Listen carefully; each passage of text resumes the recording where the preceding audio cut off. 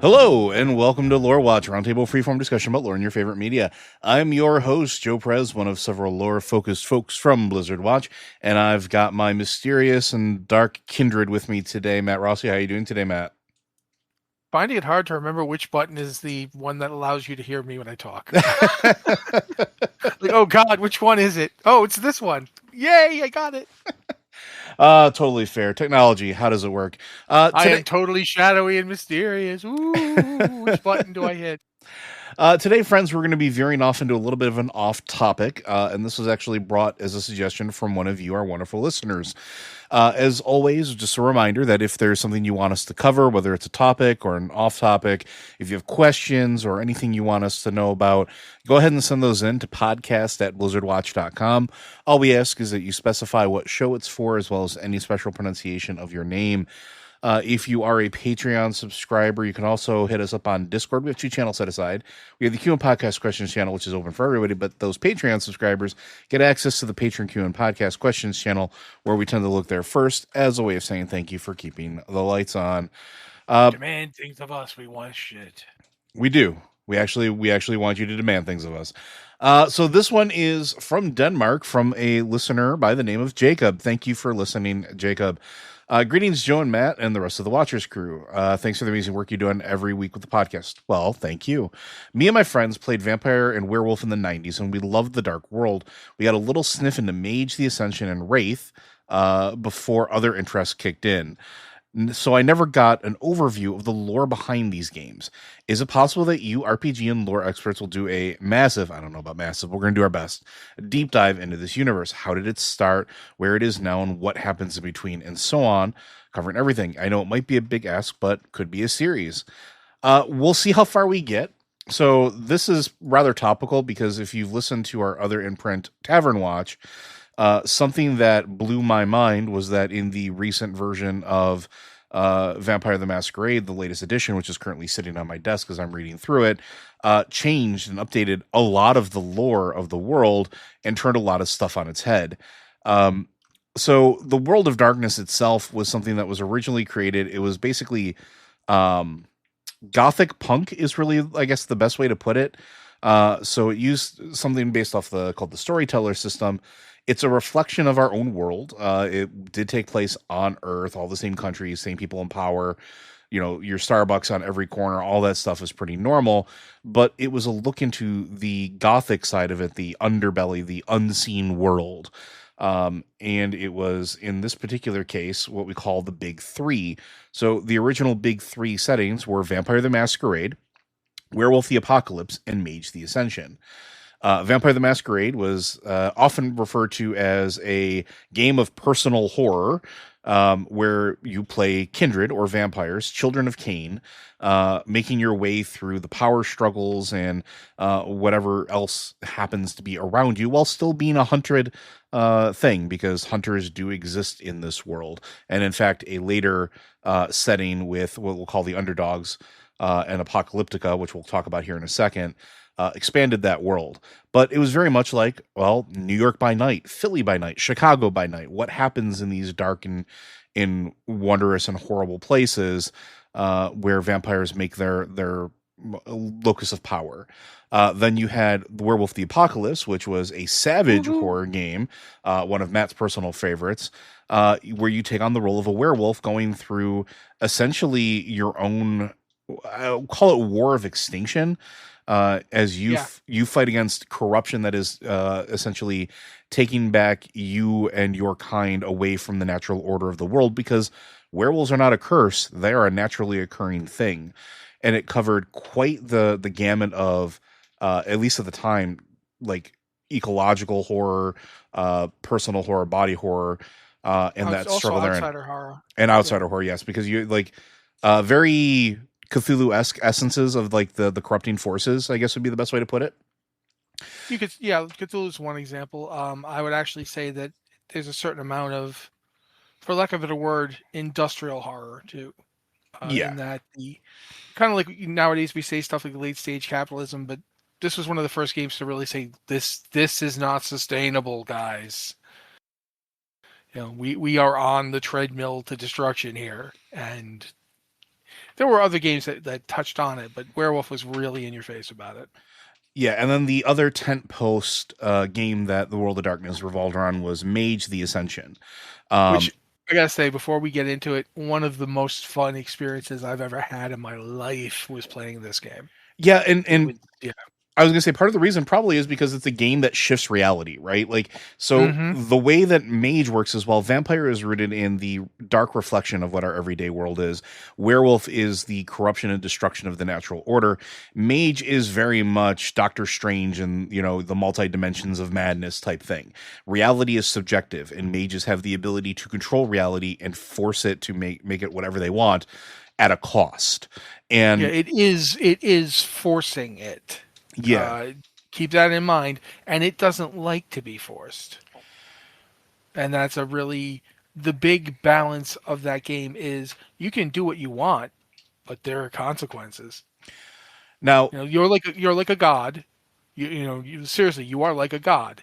You can make reality do what you want it to do, but you're gonna pay for it one way or another. yep. Now there were two. I want to Go ahead. one thing before you go.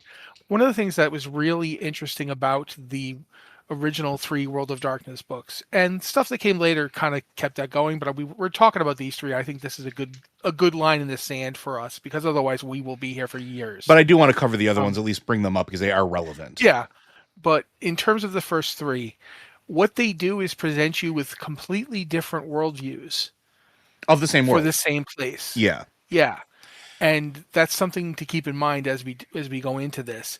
What the vampires tell you happened versus what the werewolves tell you what happened versus what the mages tell you what happened are often not just different but completely contradictory.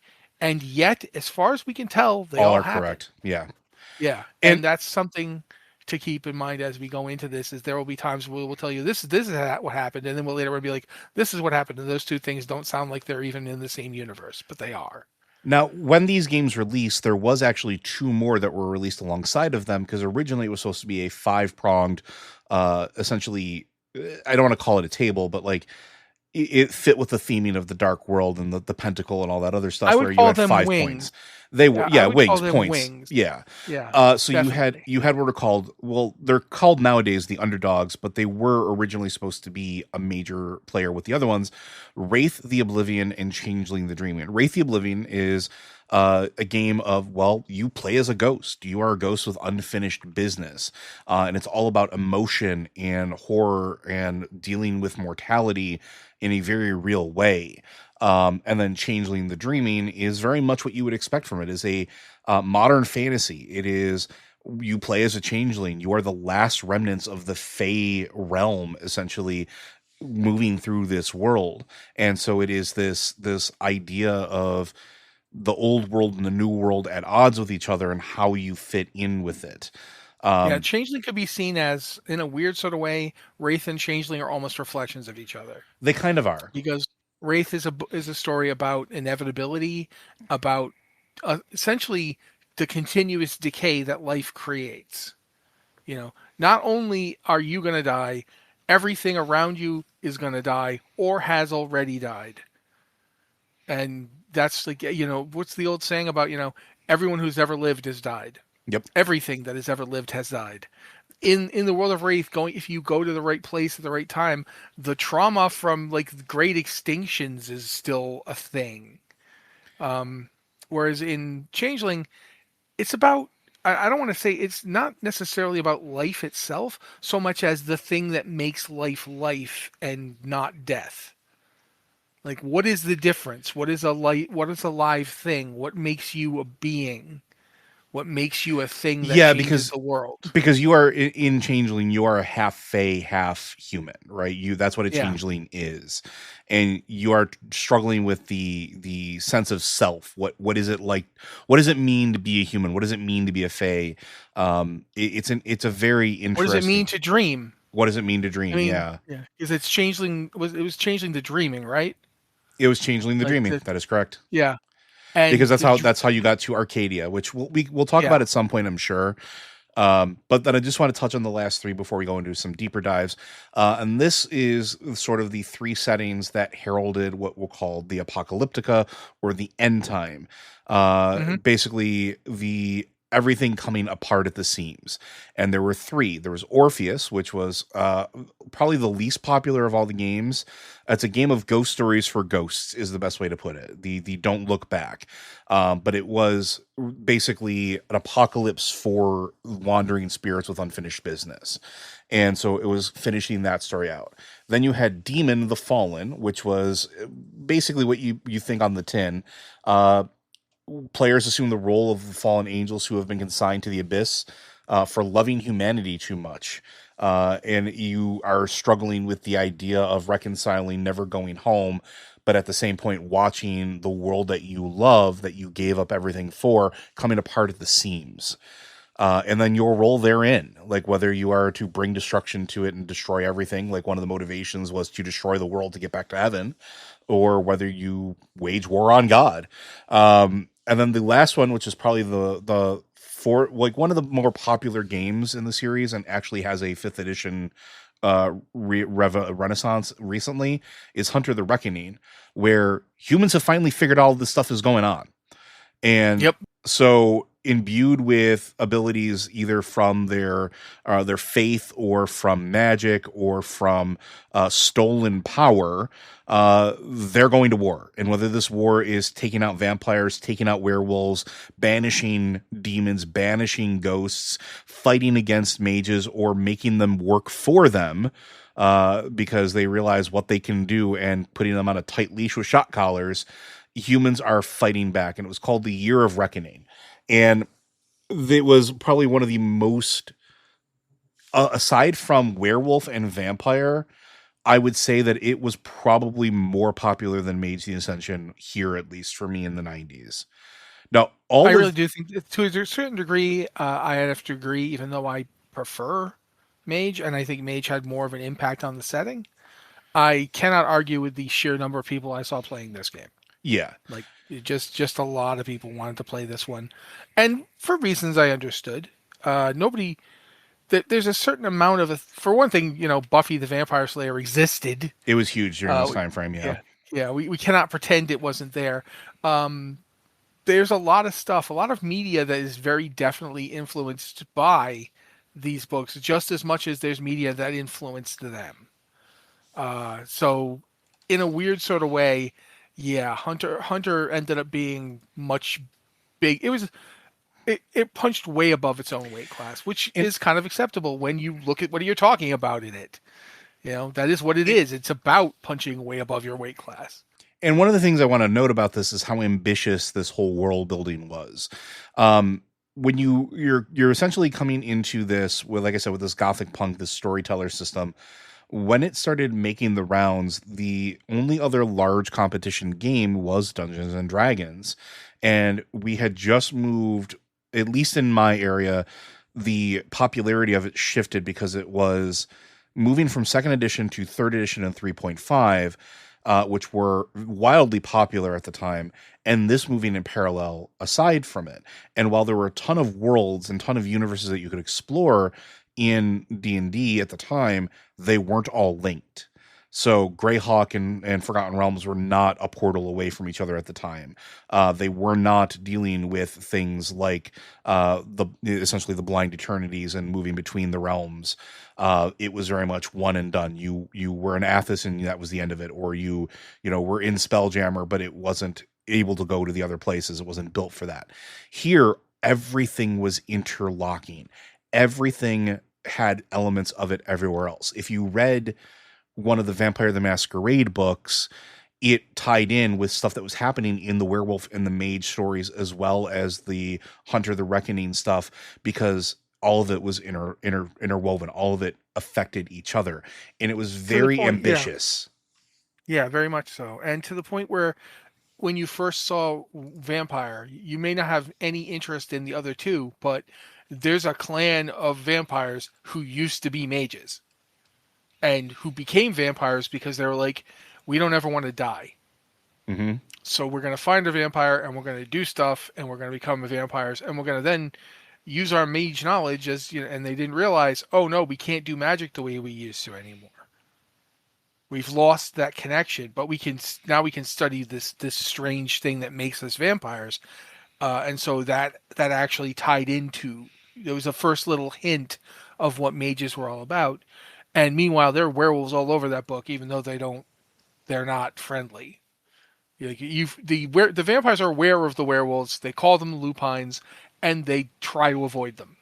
And They're in like, there's no instances that point to going out there and fighting them because and they'll in kill us. and in instances, what we can get, we're probably going to wind up talking the vast majority about probably vampire, because I think it's the largest of all of the imprints and probably where it has the most Yeah. overlap.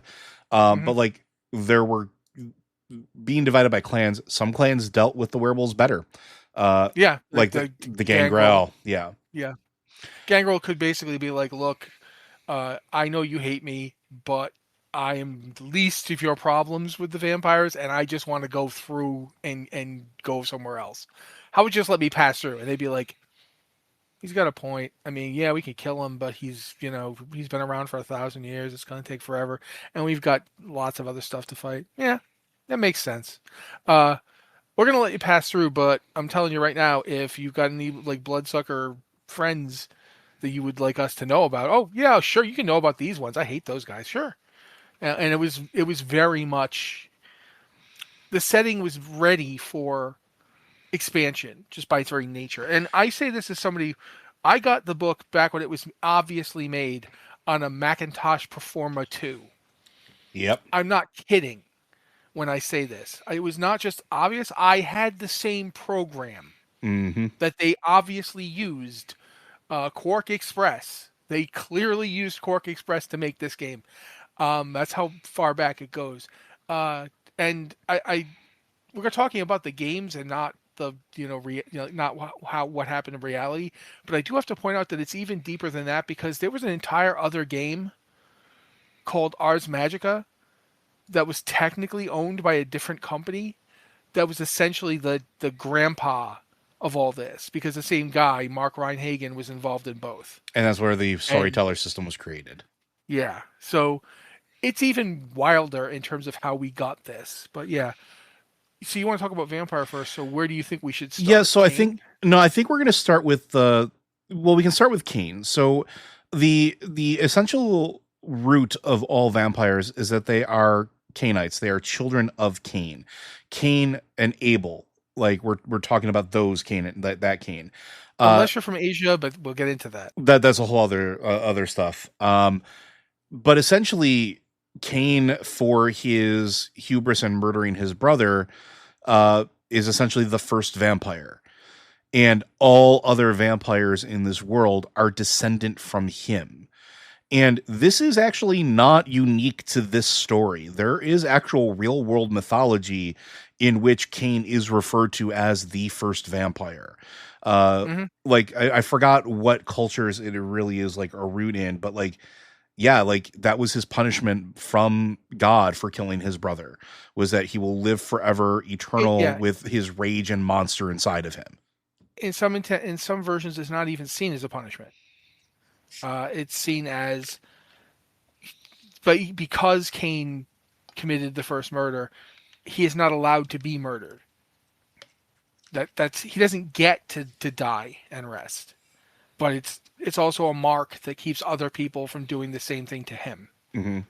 because he's not partially because he's again not allowed to be free, but also partially because Cain was Cain was like one of the first humans, one Yeah, of the very first people. supposedly one of the For children of Adam and Eve, right? Yeah, so the idea of allowing him to be murdered by his own family would make it worse. It's like he's already killed his own brother, and now if you now kill him, it's even more, fratricide. And of course, then there's the Lilith stuff, which comes in as well.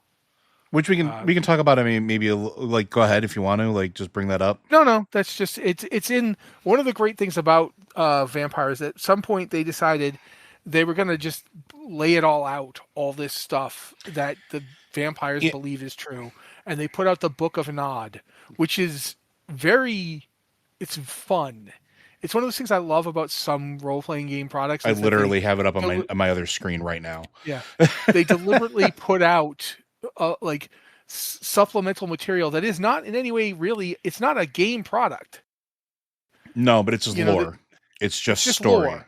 It's Yeah. just a big In book of lore, and that's one of the things I love. It in the Book of Nod, Lilith is a kind of, I don't want to say major character, but she is definitely she's at the involved in root. what's going Yeah. on. Yeah, And I want to point that out too. Like that was also unheard of at the time. So this game in 92, 93, and I think the revised edition was 98, um, was unique among tabletop role playing games, despite there was a ton of them. Maybe not as many as there are now, but like when you bought a book or you produced a book, most game companies were so small, even Wizards at the time, that it was very rare for them to release anything that wasn't a game book or something that was mechanical.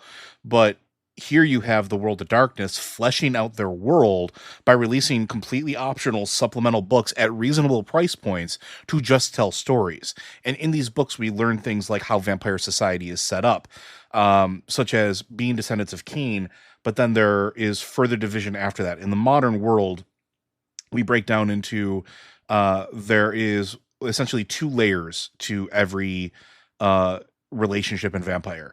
There are sects and there are clans, and I mean sects, sects, where there are three main sects that a vampire could potentially belong to. The Camarilla, which is, I'm going to air quote here, presented as the good guys in the book. Very bureaucratic, they very certainly old present world. themselves that. They Yeah, they absolutely do. present themselves that as that. Yes. They have very much a power structure in place. They're very political. They are very much in charge of cities of power, which we'll cover in a second. There's the Sabbat, which is essentially the shadow of the Camarilla, and it comprised of essentially the clans that were rejected or refused to join the Camarilla, usually dealing with darkness or things that are considered anathema to civilized culture, and I'll air quote that as well. And then anarchs that just want to burn it all down because they don't believe that the Camarilla or the Sabbat are good for anything. And it is possible that many of the clans could exist in any of them, which we'll talk about the clans here in a second. But it was always interesting because that was always the power struggle. These three essentially, again, tent poles, these three sects that dictated everything. So Yeah, either you believed you followed the Camarilla because you wanted something that reminded you of what it was like to be a living human.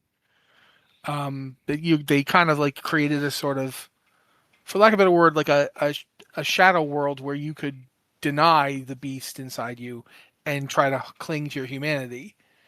The Sabbath were like, that's stupid. We're not human. The idea that you can just hold on to your humanity is ridiculous. It's like saying, you know, a tree cannot hold on to being eukaryote. This is madness. So their basic rebellion was on all the strictures that the Camarilla had been trying to preserve, even before the Camarilla existed. Because the Camarilla is very much a reflection of the shadow society that existed before uh, the Sabbath Rebellion, which was, ultimately created the Sabbath, which was a rejection of that attempt to maintain one's humanity. And the two clans that led that, which we will talk about, very much instrumental in that mentality. The Anarchs were essentially the reaction to the reaction. and again, when we say gothic punk, this is the punk part of the gothic punk. Yeah, the Anarchs are very much, The 90s your punk you scene. yeah Battle your vests, burning things yeah down.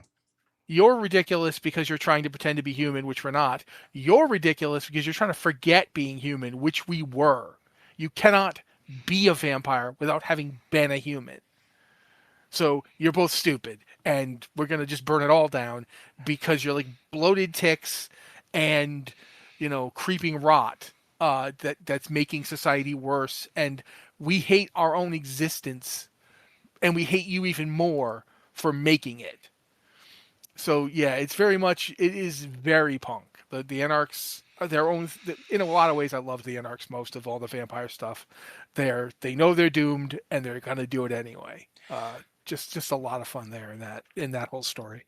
So I'm going to go through the list of clans real quick, and I'm going to use the modern Hmm. names for them, simply because while this game took place in the 90s and while it was definitely ahead of its time, it definitely had some problems with it. Um, Yeah, I mean, it was there was the brainchild of of a few people at first, and then it expanded out, and some new people would come in and be like, "Hey, by the way, that's not great." Yeah, so we're So, talking about terms that were very insensitive, that we now know are, or consider slurs. We're used to name certain things, and has in recent editions they have corrected this, which good on them. You have the clan Banu Hakim, which are silent masters of assassination. They are arbiters of also justice. They are very familiar with as far as like blood and blood rituals, and they believe in being closer to the progenitor and closer to what is essentially, I wouldn't say lawful good, but lawful.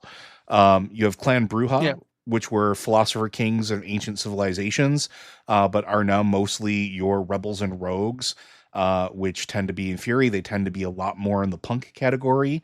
They are very disruptive and loud, and not necessarily as loud as some of their compatriots, but they're definitely there. Uh, Clan Gangrel, which are the more bestial in nature, we referred to them earlier. They often take on animalistic traits as they uh, get a little more older. Clan Hecata, which has replaced both Clan Cappadocian and Clan Giovanni, which were essentially the same clan, just divided between the Camarilla and the Sabbat. They're essentially a family of vampires who propagate their own family through a long lineage. They are also known as the Necromancers, where they deal a lot with death and death magic and ancestor worship and things like that. Clan La Sombra, which are basically the unofficial leaders of the Sabbat, or at least were. They command the very essence of darkness and shadow, to the point of actually worshiping it, and bear aspects of that. Clan Malkavian, a clan fractured by madness, where each member is has some form of mental malady, even if they didn't when they were human. Being turned and brought into that bloodline brings with it a degeneration in the blood, and therefore some mental breakdown. The clan ministry, which was formerly known as the Followers of Set, which is an evangelical religious movement based off of a chthonic god. So you can kind of see where that's going with that. They are all about secrets and secret brokering and ancient artifacts gathering. Clan Nosferatu, which would be something that you're probably familiar with if you've seen the movie Nosferatu. yep, These are vampires that have a physical disfiguration with them and are often shunned by the rest of vampire society, no matter what sect they belong to. Clan Toreador, they are, if you think of French aristocratic or noble vampire, that's what they are. They're all about sensual pleasure and idolizing physical beauty and adoration over I everything else. I would argue that they're also about sensuality in all its forms, Yep, not just sexual, not just everything. pleasurable. Yeah, They are patrons of art. They are very much expected to be talented artists, and if they are not, they are expected to make sure that talented artists are allowed to do their thing. But it's a double-edged sword. You don't necessarily want one of these guys as your patron yeah, because they will also think about you as something to consume. yeah. Um, The yeah, there's also Clan Ravnos, which were nomads. Their name is kind of different. the cousins, yeah, cousins of the Gangrel, Cousins of the in a lot of Gangrel. ways. These are the Romani, essentially. They had a different name prior, and obviously that has been changed. But their one trick, or their one flaw, because all these are flawed in some way, is that they have a propensity for vice, no matter what that vice is. But they tend to be nomads and tricksters, and they can masters of almost like illusion magic, if that were the case. Yeah, Uh, it's kind of like two different ways to look at them, and the Gangrel are really interesting, and that's two different ways to look at the concept of nomadicism among vampires. In a lot of ways, what the Gangrel managed to accomplish through their, allowing themselves to become more and more feral, the Ravnos create a society of their own that rejects all other societies. If you are one of the Ravnos, or in some cases a Gangrel, you get treated like a person, but nobody else. You don't protect anybody else that way. It's all about the family. And because the Gangrel and the Ravenous are so closely related, they often give each other more of a berth than they would give anybody else. Yeah. Um, There's three more clans here that I want to get through real quick because we'll be here all day if otherwise. You have Clan Tremere, which are vampiric sorcerers, very much in line with that whole if you were a mage in life and you die, you're probably going to wind up in Clan Tremere. It's generally going to be yeah, the if they natural can, if inclination. they can get you, yeah, if they can get you, they will. Yep. And they tend to have supernatural powers, whether it is from their past or born of the blood. You have Clan Zemise, which is eldritch old world horror in human like form. If H.R. Geiger was a vampire, let's put it Yeah, that way. they're all about flesh and bone manipulation. So if you see, like, if you ever watched the Castlevania anime or played a Castlevania game, and you have those golems made of flesh and bone, or those weird amalgamations of humanity, or what they call, I think they were like the Night Stalkers or whatever they are that they create with the forges. That's Clan Zemise.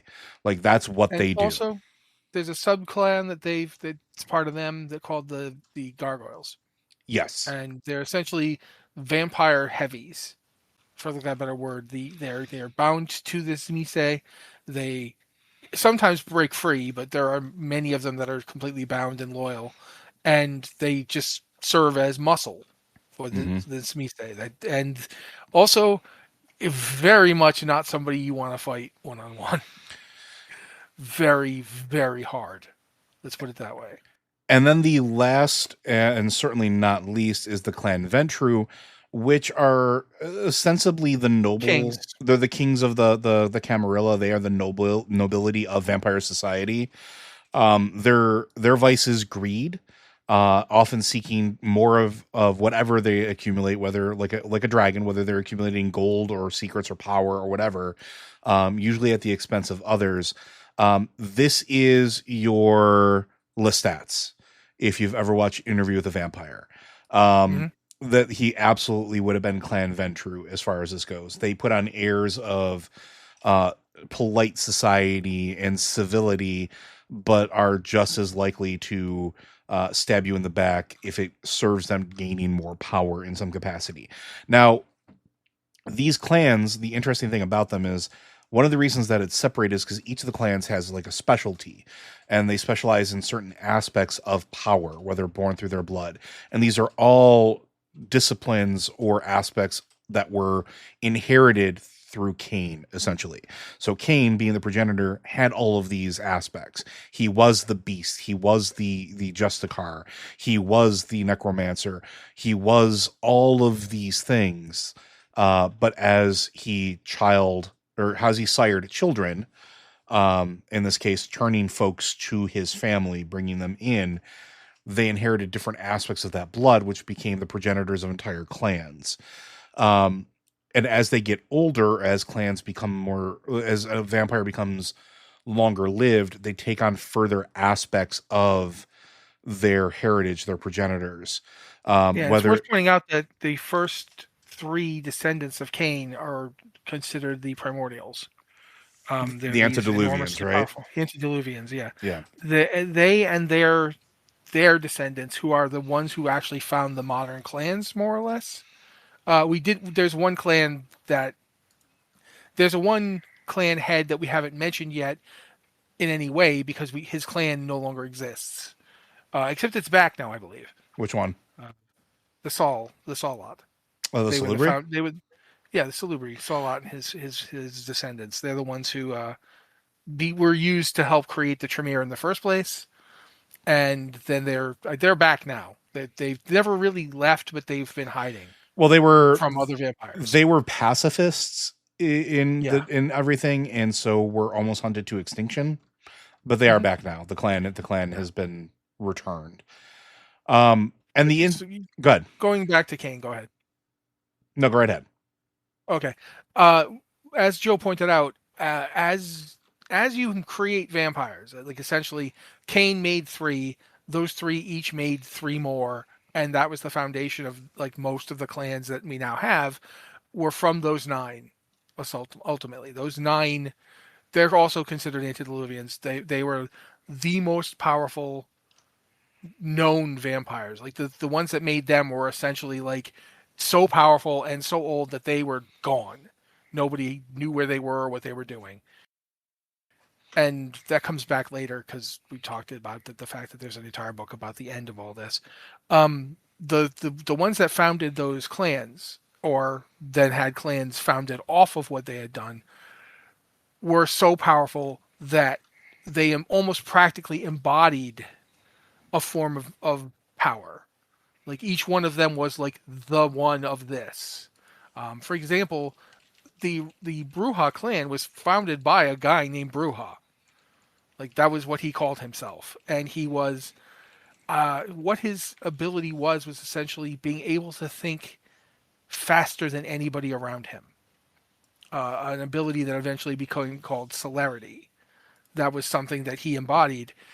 His clan's interesting in that they think they successfully rebelled against him.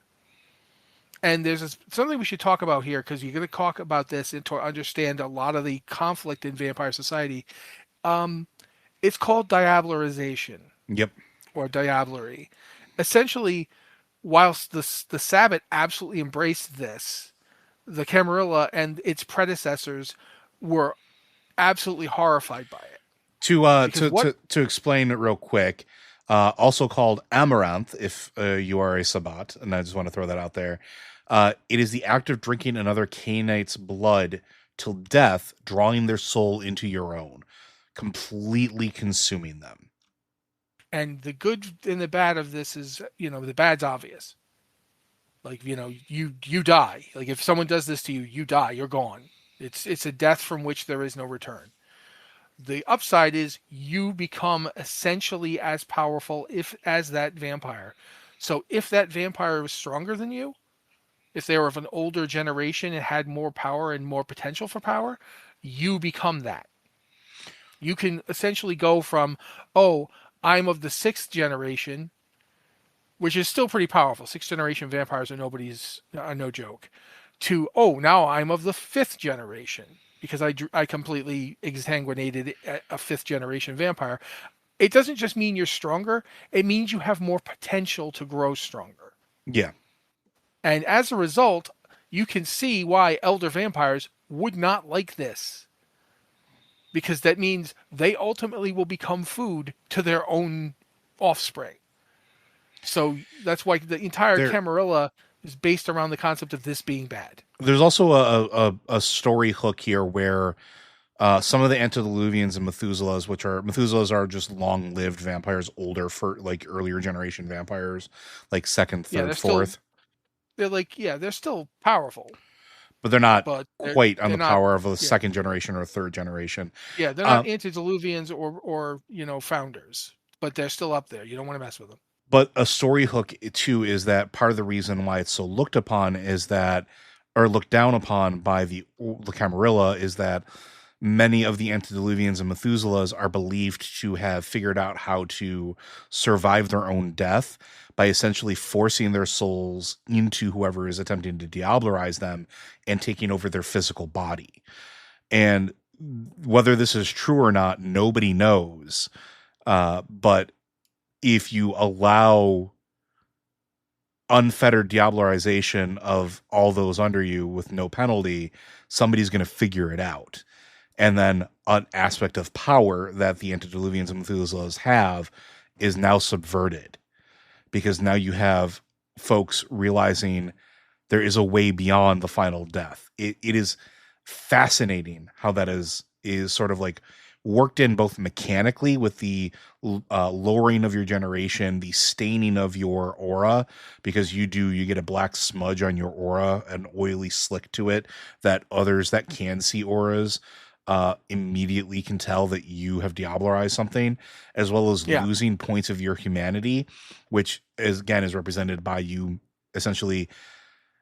I guess we should talk about humanity a little bit here too. So Yeah, the entire premise of Vampire, the Masquerade, is this continuous tightrope that one way or another you have to walk. Um, it doesn't have to be the way any of the factions do it, but you have to grapple with this. As you, the whole premise of what you're doing as a vampire to survive is harvesting the life out of other people. And you were a person up until this curse was inflicted on you. The curse of Cain is now your curse. You are you are basically marked, and you are unable to sustain your life without hurting someone. Even if it's as some vampires manage to like stay out of it as much as possible, they get people to give them their blood, they don't hurt anybody, but it's always possible because that beast is always inside you, and it's that war that is central to this game in terms of what your character is about. yeah, there's a lot here, and I should also point out, and again, there's a lot here, and we're jumping around a little bit, and I apologize But it that is a lot. it's a lot, and they'll likely will do more episodes in the future when time permits. Um, but the game also isn't just contained, and the story isn't just contained to the modern era. So Nope, got Dark Ages right there. not just Dark Ages, but like the entire gamut from the Hmm. game itself. While it does have mechanical, it does have games that take place in these in the ancient times in the world of the Dark Ages, but also like the Wild West and places like that. This is a game that the story spans essentially the dawn of humanity forward, and they lean into that a lot. So a lot of the traditions that are set up, a lot of the struggles of being human are tied to real world events. There are actual references in the original books to like Jesus and Judas. There are, references to various world religions, and where the kindred were in relation to it, or whether some of these miraculous figures were kindred in general. It weaves into the real world so deeply that it is very easy to just say, yeah, I could totally see being at a nightclub and that person over there in the corner with that entourage. Those eyes definitely were actually glowing red. It wasn't just an optical illusion. To the point where they actually, one of the things that is a real world thing that they actually used back in the 90s, there were people who seriously went around, and they probably still do. There's probably still a subculture of it. I'm just no longer in those circles. There were people who straight up wandered around drinking each other's blood. Yeah. There were clubs for it, and that gets worked in. One of my favorite vampire collections, for lack of a better word, is a book they put out relatively early in the run of the game when it started taking off. Basically, famous vampires. They went through like Varney the vampire, the vampire from Camarilla. They went through all these different Carmilla, sorry, but Carmilla is a big inspiration on the Camarilla, right down to the name. They went through and said, yes, some of these really were vampires, and also other historical figures. Yes, these ones were vampires, and one of the historical figures is Vlad Tepish. They straight up tackle almost no vampire fiction up to this point had the stones to make Daddy Dracula one of them. Mm-hmm. And this game did. And they did it in the whole reason Dracula is famous in this setting is because he deliberately got Bram Stoker to write the book so he'd be so famous that nobody would believe he really existed. And I think what clan did he belong to? Technically, this is me say, but he hated them. He did not want to be associated with them, but he was technically one of them.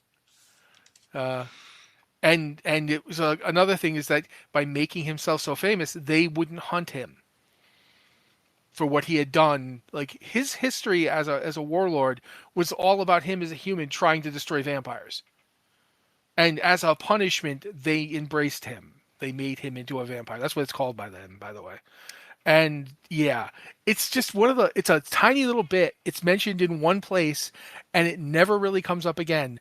But yeah, Dracula exists and is essentially a boogeyman to other vampires because of the book that he had them write. He had Bram Stoker write just so he could do this, just so he could And essentially step out of the war that he found himself in. I do think it's funny that at least if I remember correctly, he started, I think he was like a sixth generation and then diablerized himself into the fifth. And like Hmm. they even go so far as to codify Lucy Westenra and Yeah, Westerner. Wilhelmina Harker as like actual childer that he sired. Like Yep. Hmm. like they went through the whole thing. Yeah, these things happened. He was actually almost killed by a Texan with a Bowie knife, essentially. Um, the whole deal. Like the book is like based on real events. It's just in it he's gone because he didn't want anyone to find him. Whereas in reality, he wasn't gone. And it's really just it's a cute. I hate saying cute because it's diminutive, but it is really elegant in that it accepts this, it folds it into its worldview, and then it moves on. And yeah, that's And I remember like one of my favorite games that we played of this game. I've played all of the World of Darkness up until I don't think I ever played Demon, but I played most of it. And one of my favorite vampire stories we did, my character who looked the youngest because I was a Bruja, I was from Carthage. I was literally from the city of Carthage, which was the big Bruja strong point. And one of the reasons that the Punic Wars happened between Rome and Carthage was that the Bruja and the Ventru were fighting. And so they decided they're going to have their cities fight. You know, they're gonna have proxy wars. And my character was that old, not particularly powerful. I think I was like only like sixth generation, which is considered really powerful in the modern day, but at the time that was foot soldier territory. Um, so yeah, it's one of those games where you could basically be that old, so it's hard to remember what your humanity even was. Like, what was I like as a human? For me, it's been 2,000 years. I don't remember very well. and and there's You another know, aspect of the story that I think actually is highlighted by you bringing up Dracula and this as well is the reason that it's called the Masquerade. And I think that this is another huge element of the story, right? The central principle for the narrative is that your existence needs to be a secret from humanity. Because if hmm humans were to find out, then Hunter kicks off. Um, and those that break that rule, that show their true selves to humanity, and don't obfuscate it, there are severe consequences, which can include uh, what's called torpor, being pushed into like a essentially a hibernation state, deprived of blood, starved out, and buried for centuries until you pay for your crimes and by time served and are resurrected. Essentially, you and this is something that actually goes back to like some of the most powerful vampires who ever existed. There is a place on Earth, ironically enough, underneath Jerusalem, that is considered to be one of the antediluvians is held in torpor for his crimes, and as a result, there's a whole bunch of madness and death and murder that happens in that area because of him. And this isn't confirmed. It's an explanation vampires have for why none of them want to go there. and so and the interesting thing is like going back to the Dracula thing, he exposed himself to humans through the writing of that book, but it was a bit of power because in order Yeah. to go after him, they had to admit that he was real and not a work of fiction. And that exposes them, So and it breaks the masquerade essentially. By making himself a public figure, he has to be fictional. That's the only way to get around this. Is if you admit he's real, you are breaking the masquerade.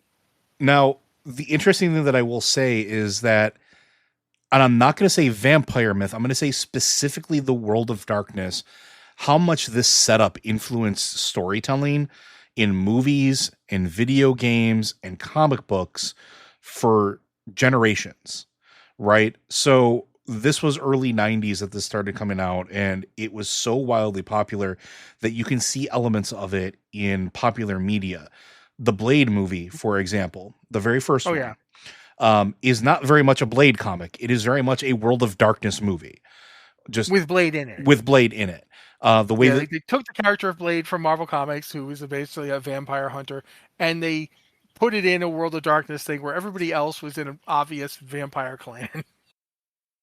It's kind of funny. but not just a clan, like a hierarchy, a structure. Like you look at Frost Hmm. and all of that, and it is very much the Camarilla. It's very much, it opens with a scene in a club where vampires are feeding, and it's very much right from the very first book, the very first adventure that you are to run in Vampire the Masquerade. Um, Underworld, the movie that, you know, vampires and werewolves, a lot of that stuff really pulls from this too. Oh The yeah, big time, big Matt, time. To the point where there was actually lawsuit talk. there was, You right? know, and they ultimately didn't sue because it's very hard to claim you own the concept of vampires and werewolves, but it was serious. If you've ever played any of these games, you looked at Underworld and were like, "Oh, hey, somebody decided they I- didn't have to get the rights." Including the concept of like the antediluvians and Methuselahs living in torpor and being awoken after so many times, and Oh yeah, them even dreaming have an effect on the world around them. The the idea idea of that they could make a artificial means to kill vampires that the didn't require actual sunlight or actual garlic. the idea of a hybrid between a werewolf and a vampire actually did exist in this game before Underworld. Oh yeah, Chicago by Night, man. Chicago by Night. It was one of the main story elements of it was, I think it was a Zemise. I can't remember. It's been a long time. Was literally messing around with what happens if I do this thing.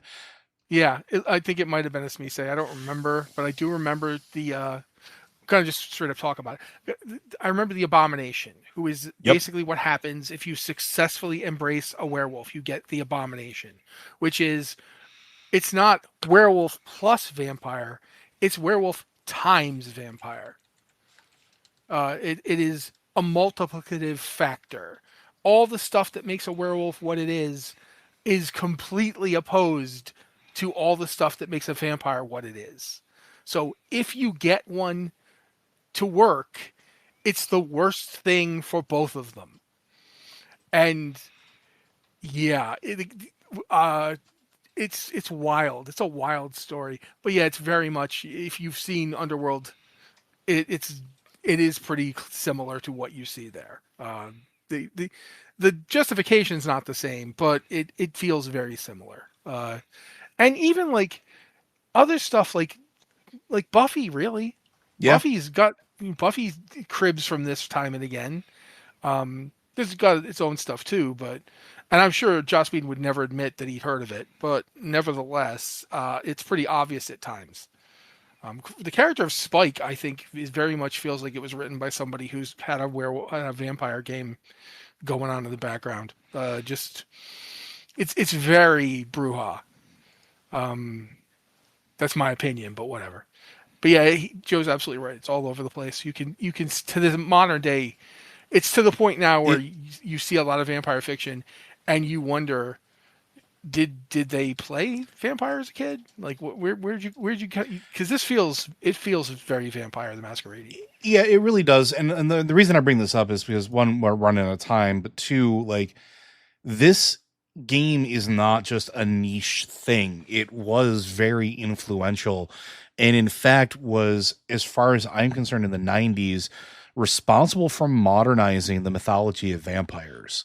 Like a lot of the core elements of the story of tying it in with the roots of Christianity and other world religions, the idea of parallel trajectory with real world, using real world to inform the myth, in a lot of ways brought the old vampire myths of, you know, Dracula forward. And until this point, a lot of the things we saw for Dracula were very old world, very like out of place as far as the modern sensibilities go. Not to say that they were bad representations, but they weren't modernized. They were still in the roots of They when were they were written. actually, to a certain degree, they were all about a character who is out of time. Yeah, very much so. Like if you look at the Bela Lugosi version of Dracula, he is very much an old world nobleman who comes to London and is like he is of a different period of time. He is of a different era, and that's the big subject of it all. Um, I will also say, in terms of vampires, you know, effect on vampire media, like if you go back and look at like there's several books that I think are really important to read to understand how we got here. One of them is The Phantom World, Yep, yep, yep. and it is a fascinating book because it is the first book ever written where somebody tried to scientifically sit down and study vampires. Uh, but he was a churchman. He was a Catholic priest, and so while he was trying to be scientific, he still had all his Catholic ideas about what could be real and what couldn't. Certain things aren't possible because only the devil could do them. So if you were an undead walking corpse, either you were a hoax or you were satanic. And so the attempt to be scientific, he's trying to like look at it as science, but he ends up creating his own myths as a result. And it's just one of several. But it really does, in a weird sort of way, Vampire was so big that, I mean, the reason that Vampire is now owned by a different company and the original company is gone and there's another company that pretty much has everything else but not Vampire is because Vampire was so big that the guys who made EVE Online bought it to try and make an MMO of it and somehow couldn't, which I think is wild. It is wild to me that we never got an MMO of this. We only got, up until recently, we've got a bunch of visual novels, only one real game, real computer game out of all this, and now the second one will be out this month. Yeah, because Paradox Interactive owns all of World of Darkness now officially, Yeah, and are partnering with Renegade Studios, game studios for modern releases.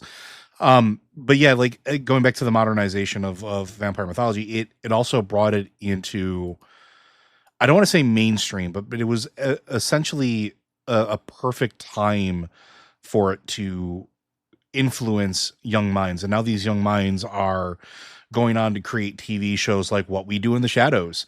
Like, you cannot look at that and tell me, even though it's a comedy, that you go back and look at a lot of the stuff that it's not pulled from some of that same elements. And that yeah. The Taika idea, Waititi did not play vampire, because I'm sure he did at some point. well, yeah, it's like I think you really have to like say Anne Rice is kind of the inspiration for what if vampires, but in the modern world. Mm-hmm. But Anne Rice didn't really explore it very much because she loved like certain characters so much that she spent most of her time in their pasts. Whereas Vampire took the dare.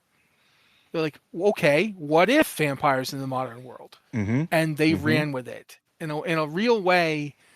It's like she's definitely a huge inspiration, and you can't take her away from Vampire. No, not at all. But at the same time, the Vampire then went and basically became The the template. inspiration for a lot of people as to what would that actually look like? What would that be like? Do vampires just wander around saying, I'm a vampire? No, because if they did, people would kill them. I think also should give a lot of credit to the modern version of Richard Matheson's vampire story, I Am Legend. Mm-hmm. The one that was The made book, with not Will the movie. Smith, the book, not the movie, because the movies, one movie, The Omega Man, is just weird, and the other movie, I Am Legend, is just they turned it into a zombie movie, which is like, why did you do that? Why did you make it a zombie film? We already have zombie films. We have Walking Dead films. This is not that. This is vampires, and it's funny how in many ways the thing that got so many people to look deeper was this. I am one of those people. I flat out admit it. The reason I got into reading old vampire books and studying vampire lore, the reason I have the giant vampire encyclopedia in my office is World of Darkness. It got me interested. Yeah. I think that's going to do it though for us today. Again, this is just Quite a frankly, guys. yeah, Yeah. we'll be here for a while, and honestly, we'll probably revisit this in some capacity and go even deeper into it. But this I is a promise you, I will try to get him to do this because I want to talk werewolves so bad. but this is just a brief overview of the world of darkness and in particular Vampire the Masquerade. And again, you can ask us about anything you want to know about. If you do want us to do an episode on werewolf sooner than later, let us know in the comments. Send us a message. You can email us at podcast@blizzardwatch.com. And if you have questions for this or any of our shows, use that email as well. Just specify the show that it is for in the subject line and any special pronunciation for your name. You can also hit us up on Discord. We have the Q and Podcast Questions channel. And with them for our Patreon subscribers, we have the Patreon Q and Podcast Questions channel, where we tend to look there first as a way of saying thank you for helping us keep the lights on. We have a lot of stuff to talk about when it comes to tabletop in general, and I highly recommend you listen to the Tavern Watch podcast, not just because we make it, but because we do some fun stuff there. We have a new Yeah, live. and Go ahead. I was just gonna say, and we also have more people on it than just the two of us, which is cool because you get more perspectives. I really think that Tavern Watch is one of our better shows because it's got a really nice balanced cast. I would agree. And then we'd also do live plays as part of the Tavern Watch. So every month you get 3 live play episodes and 1 podcast like this, covering various tabletop topics, which we'll have another one. I think we're ending the spooky one this week. I think the last one goes live. And then next week we'll have the normal version of the podcast up. And then the week after that, we'll start another live play. Join us, check it out. If there's something you want to see us play, let us know.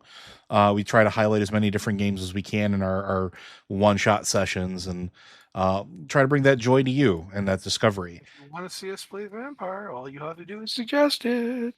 It's fair. But with that, friends, we'll see you next week.